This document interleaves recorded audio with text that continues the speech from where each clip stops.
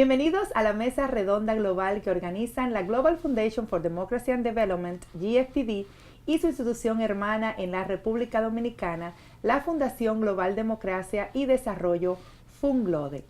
Nos encontramos en la ciudad de Washington, desde donde conversaremos con su excelencia Ana Rosa Valdivieso, quien es la embajadora representante permanente del Perú ante la Organización de los Estados Americanos. La embajadora Valdivieso posee estudios de antropología por la Universidad Estatal de Nueva York, una licenciatura en Relaciones Internacionales de la Academia Diplomática del Perú, estudios de posgrado en Sociología y Antropología por la American University, sede Ciudad del Cairo, un máster en Estudios de Desarrollo en la London School of Economics and Political Science y un máster en Política Internacional por la Universidad Libre de Bruselas. Ha trabajado en la Embajada del Perú en la India, en la misión del Perú ante la UNESCO, en la Embajada del Perú en Italia, en la representación del Perú ante la Unión Europea y fue jefa de Cancillería y encargada de negocios en la Embajada del Perú en España. En la Cancillería peruana ha sido directora general de Asuntos Multilaterales y directora de Derechos Humanos, entre otros cargos. Asimismo, la embajadora Valdivieso fue miembro de la misión electoral de las Naciones Unidas en África del Sur durante las primeras elecciones libres en 1994. Fue parte del gabinete de asesores de la presidencia del Consejo de Ministros desde 2003 al 2006, momento en que se encargó de hacer el Plan G8 contra la corrupción, entre otros. Valdivieso fue miembro de la delegación peruana en las negociaciones de la Corte Penal Internacional. Muchas gracias, señora embajadora, por estar aquí con nosotros. Es un verdadero honor tenerla en esta mesa redonda global en el día de hoy. Muchas gracias por la invitación. Por supuesto. Vamos a hablar de todo, vamos a tratar de conocer un poco más sobre su país, la OEA, cuáles son las políticas nacionales en diferentes temas de interés y cómo apoya el Perú al trabajo, al importante trabajo que hace la Organización de los Estados Americanos. Recordamos cuando tomó posesión y presentó sus cartas credenciales ante la OEA, que usted destacó que su país trabajaría a favor de la consolidación democrática y la promoción del diálogo en un clima de paz. Nos gustaría saber que nos comente qué ha hecho la misión del Perú, que usted encabeza, para lograr esos objetivos desde que usted asumiera como embajadora ante este organismo hemisférico. Muchas gracias por la pregunta.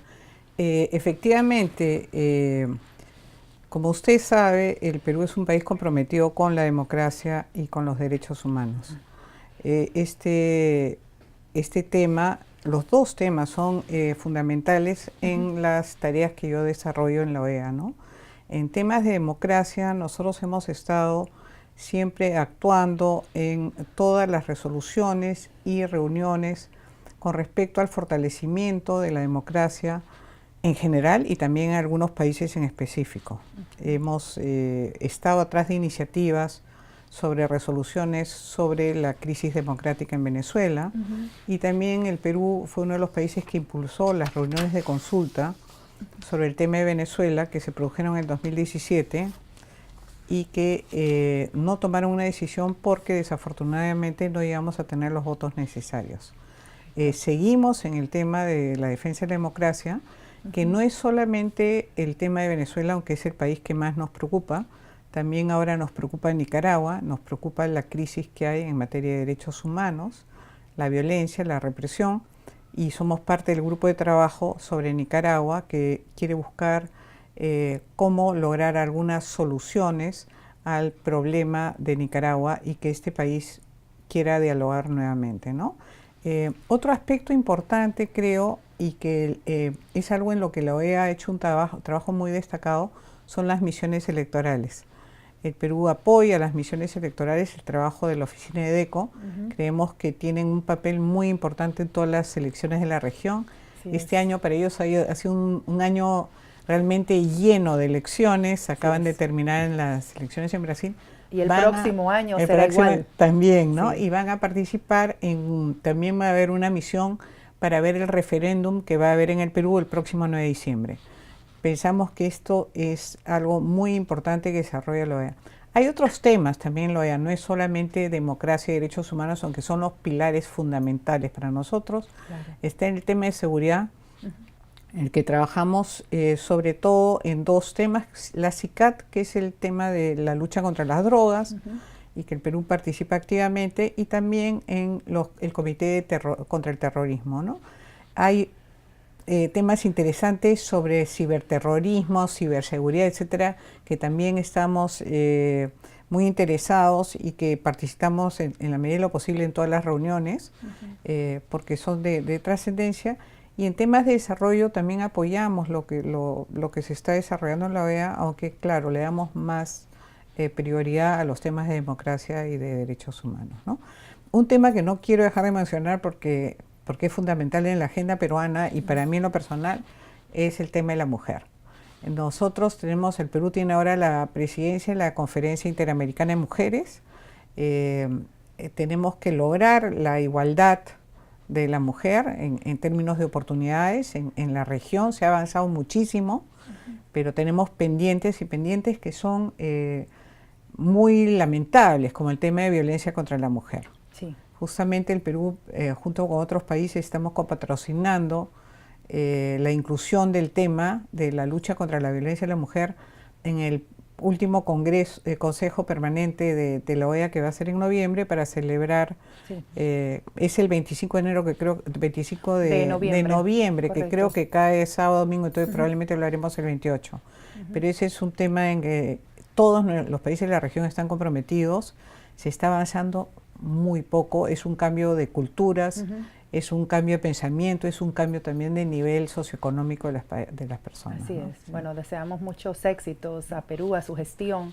Gracias. En esta importante tarea que ha mencionado de último sobre tratar de erradicar la violencia contra la mujer y todo este trabajo a favor de empoderar a las mujeres de nuestra región. Hablemos señora embajadora, de las Cumbres de las Américas. Estas se celebran cada 3 años. Ofrecen una oportunidad de, digamos que elaborar una agenda o consensuar una agenda hemisférica al más alto nivel, tratando de abordar los temas más urgentes y desafiantes de la región. Nos recordamos que tan solo usted llegar al asumir como embajadora jefa de misión del Perú, pues le tocó la importante responsabilidad de organizar lo que fue la 8ª Cumbre de las Américas. Ahí usted jugó un rol muy importante aquí dentro de la OEA y también en su país. Nos gustaría que nos hable un poco más sobre esta Cumbre de las Américas, la 8ª Cumbre que tuvo lugar en Lima en el mes de abril pasado, que nos diga cuáles cree usted que fueron los logros más destacables de esta reunión y nos hable sobre el documento de compromiso de Lima.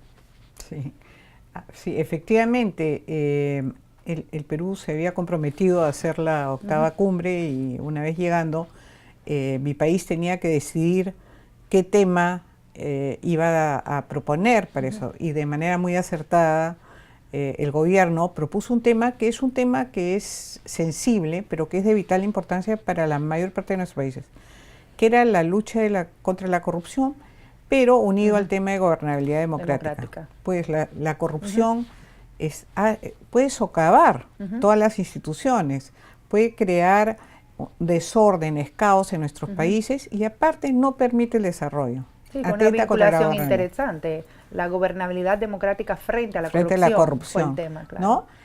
Porque abarca los dos puntos de vista. ¿Qué cosa pasa en nuestros países cuando hay corrupción?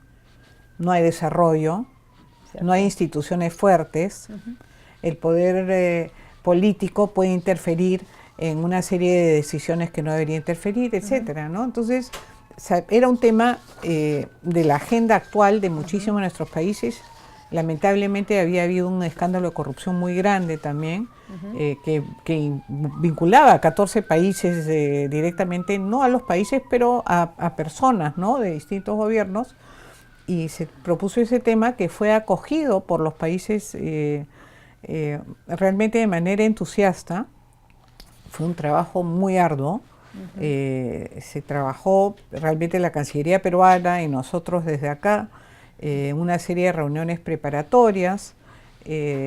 se hizo mucho hincapié en tratar de circunscribir el tema a eso, gobernabilidad democrática y lucha contra la corrupción, porque pensábamos que lo que queríamos hacer en un tema como la corrupción es poder lograr medidas concretas para poder después medir avances en la implementación, ¿no? Entonces, esto la verdad es que con el apoyo de todas las delegaciones se logró, después de 13 años, consensuar un documento porque las últimas cumbres no habían podido llegar a emitir un documento, que este documento es el Compromiso de Lima. Compromiso de Lima. Ahora, es un documento que es muy importante, tiene 57 mandatos. Así es. Pero 57 mandatos que tienen que ver con una agenda amplia vinculada a corrupción.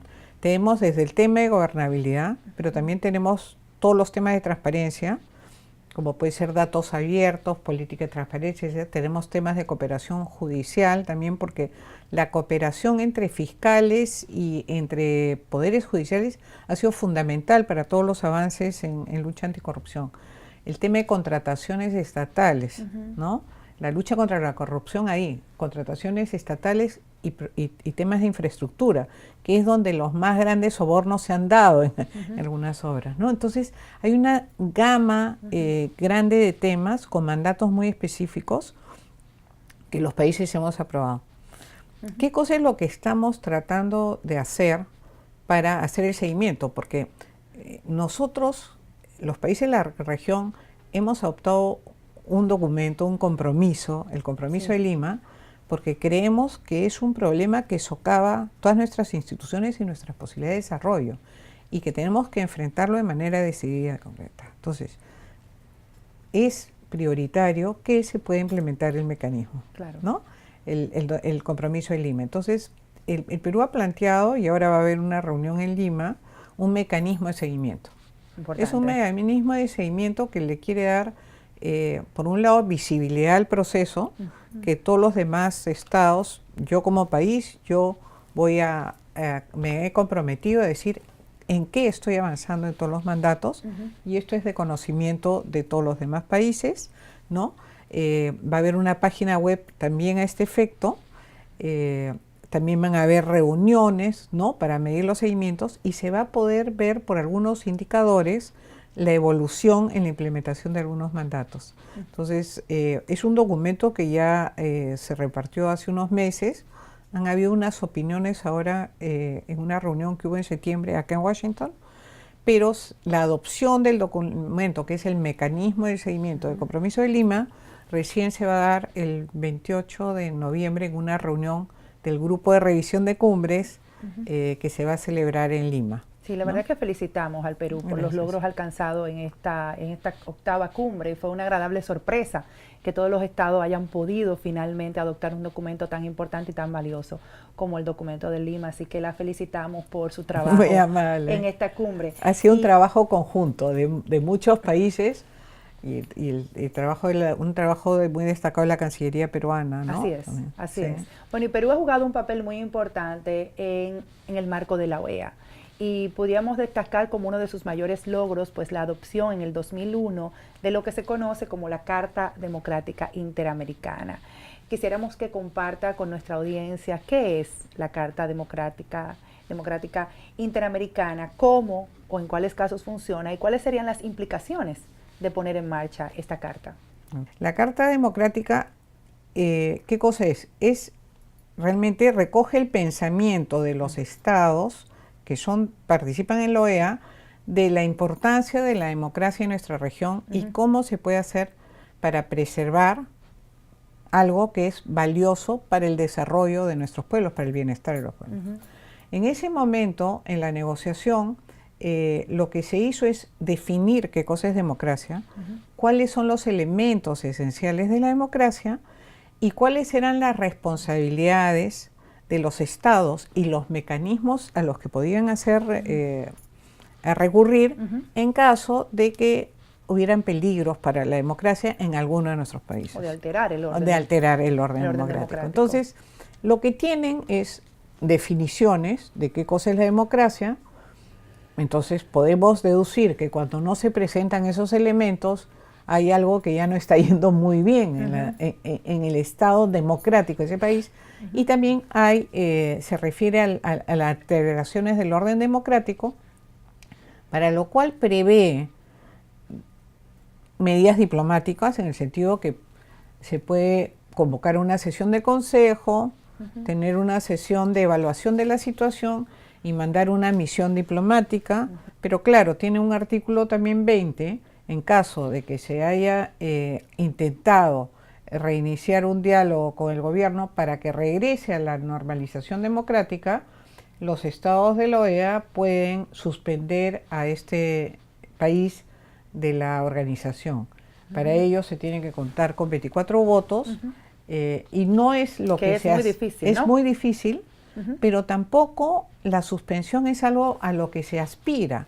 Claro. Nosotros cuando hemos firmado la carta, y estoy convencida que todos los países, ha sido para ver cómo protegemos la democracia, cómo hacemos que los países todos nos demos una mano para mantener un orden democrático. Porque luego expulsas a un país y cómo entonces le das seguimiento, si ya no está en la mesa entonces, para discutir sus temas. No es el objetivo, pero digamos, está previsto y es una medida, simbólica y de sanción. Importante.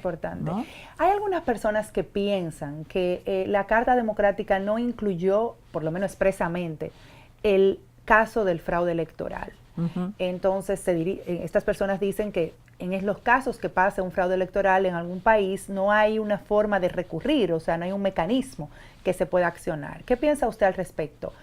¿Efectivamente lo incluye la Carta Democrática ese supuesto o es algo de lo que se podría hablar en una posible reforma de la Carta? A ver, la Carta Democrática no se refiere específicamente al tema fraude electoral, pero sí tiene un artículo, el artículo 3, que se refiere a las elecciones, que las elecciones tienen que ser libres, transparentes, por sufragio universal y secreto.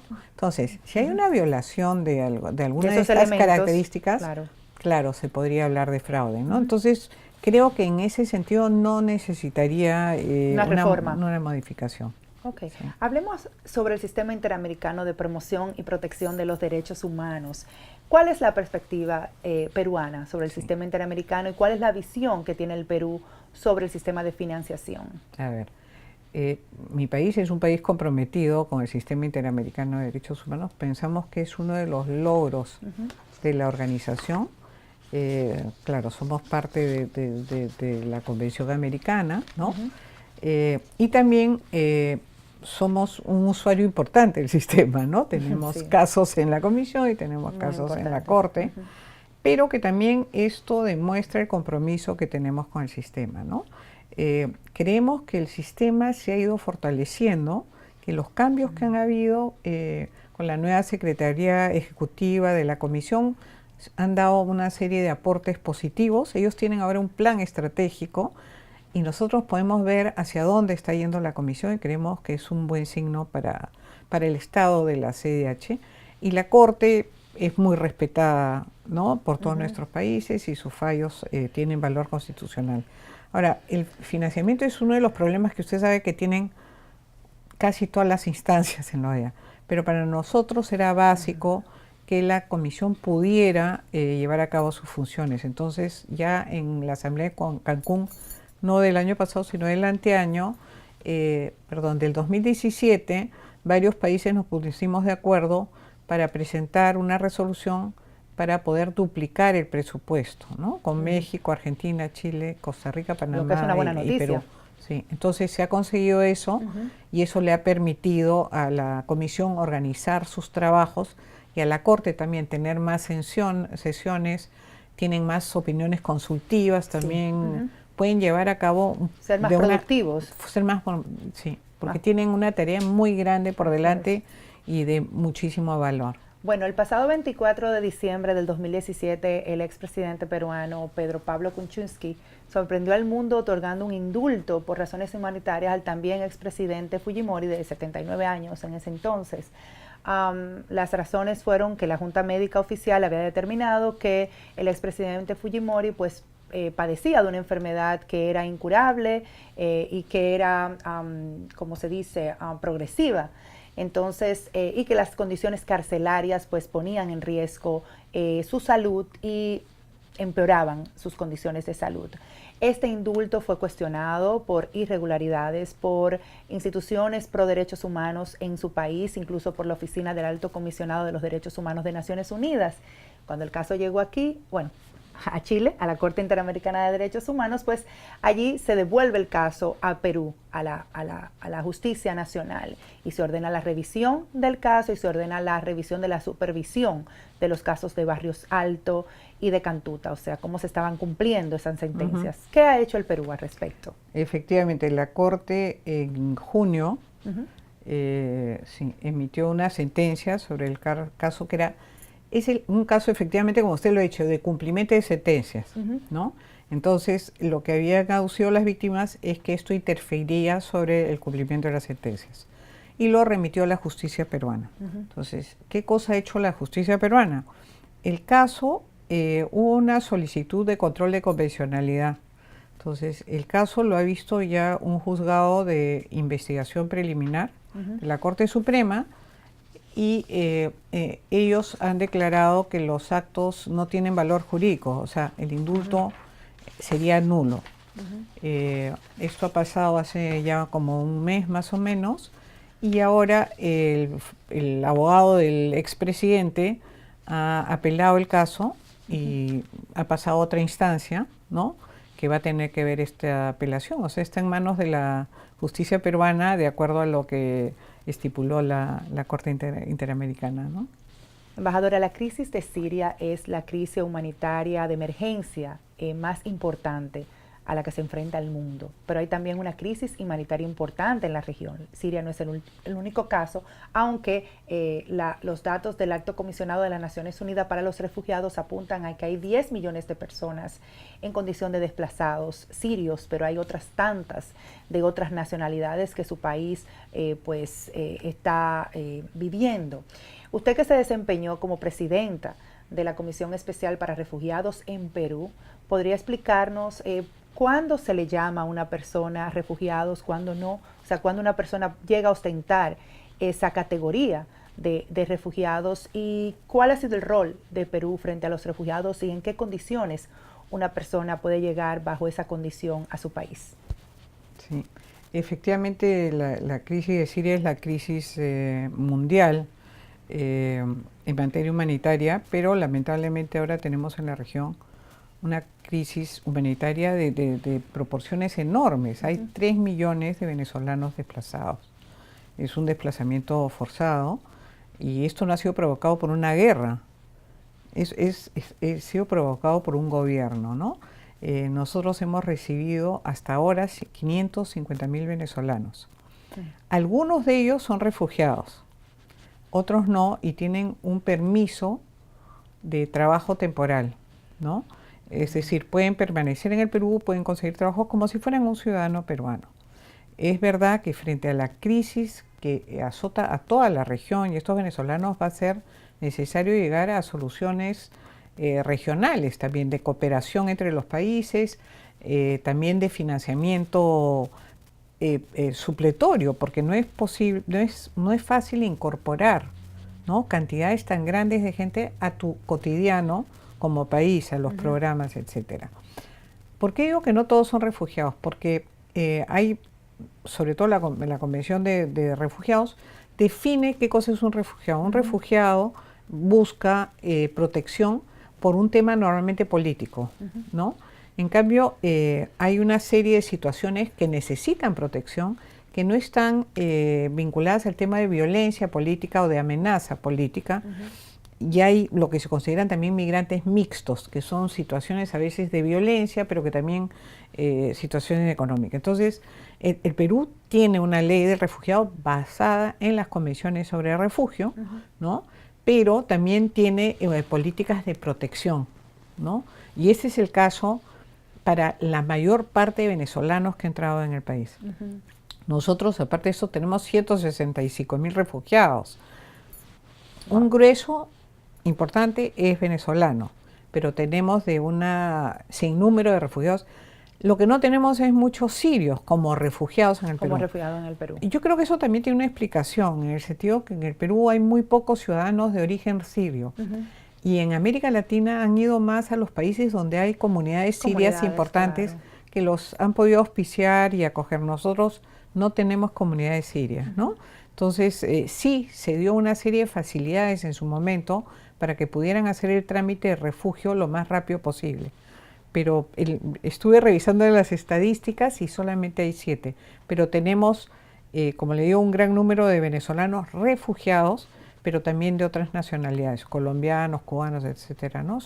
Tenemos 37 nacionalidades que viven en el Perú hace un tiempo. Bueno, embajador, el tiempo se ha acabado, se nos acorta, es una pena porque pudiéramos continuar hablando de tantos temas aquí, pero le agradecemos su tiempo, agradecemos que haya venido a conversar con nosotros sobre temas importantes de su país, el Perú, sobre su trabajo aquí como embajadora jefa de misión en la OEA, sobre el apoyo importante a este organismo regional y hablar sobre los temas y los principales desafíos que enfrenta el hemisferio. Muchísimas gracias por acompañarnos, ha sido un honor, embajadora Valdivieso, tenerla con nosotros en esta mesa redonda global.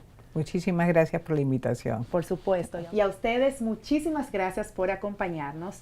Los esperamos en una próxima mesa redonda global desde Washington.